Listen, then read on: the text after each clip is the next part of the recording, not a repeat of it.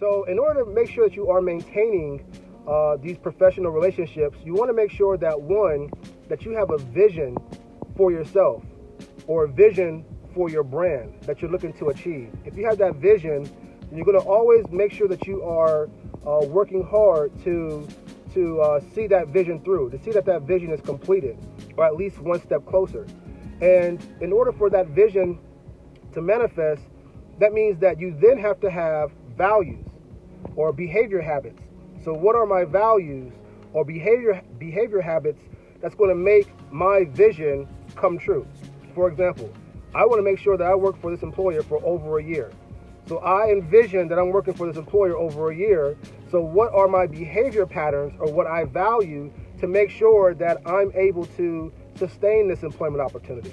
Because you have to make sure, again, through that relationship management with your supervisor, that they trust that you are predictable, consistent, and sustainable, in your work efforts, So, and for example, if you happen to have a challenge with a coworker, and that's going to decrease, the value that your employer sees in you, then you're going to make sure that you make decisions and behavior choices that are going to reflect that you still want to be there.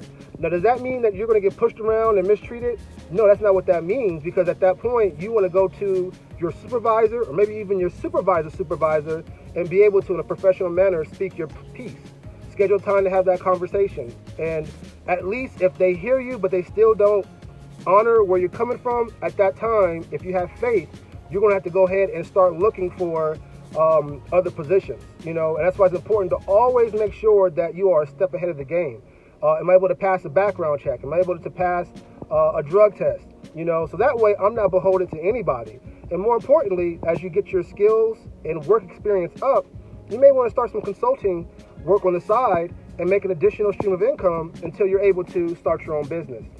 Now, all these things at the end of the day, now we talked about vision, we talked about value and behavior patterns, but all these things at the end of the day require emotional intelligence. That's pretty much what underlines this whole situation, because we are a sensitive being. We use our senses, our 5 senses at the minimum. There's possibly more in the conversation, but we use our 5 senses at the minimum to operate and direct us as we go through the day. And you have to understand that when you have a vision for yourself and you now have created behavior patterns, you cannot, through your choice, be swayed to the left or the right to take you off your track of your vision. So some things you're going to have to just sacrifice, be it relationships, be it time, or be it resources, whatever have you. But that vision is so important to be fulfilled, and that's going to be used and founded upon emotional intelligence. And basically, having emotional intelligence, in so many words, is being able to ultimately be able to see things from another person's perspective, actually being able to stand in their shoes, and actually being able to be aware of what you're thinking and what you're feeling, and actually being aware and actually in your mind at the minimum saying, hey, let me calm down, or let me pause and take a deep breath. And that advice was given to me from a good friend of mine. That is not only a friend, but a growing mentor, if you will. And we're all mentors to one another. We should never look at anyone's status, where they are in life, and think like, okay, well, because I'm here as far as my class and my income, that somebody is not going to be able to help me become wiser and become more knowledgeable. That's one of your biggest mistakes that you can make. Everyone on this earth has something to offer you and to help you with. And so if you keep these things in your mind, first of all, when it comes to relationship management, having a vision, having values, and also providing and executing on emotional intelligence, you'll find out that you'll be able to increase your income, increase your brand, but also increase the income and brand for your business or your employer. And more so, you're also able to and get things done for your community.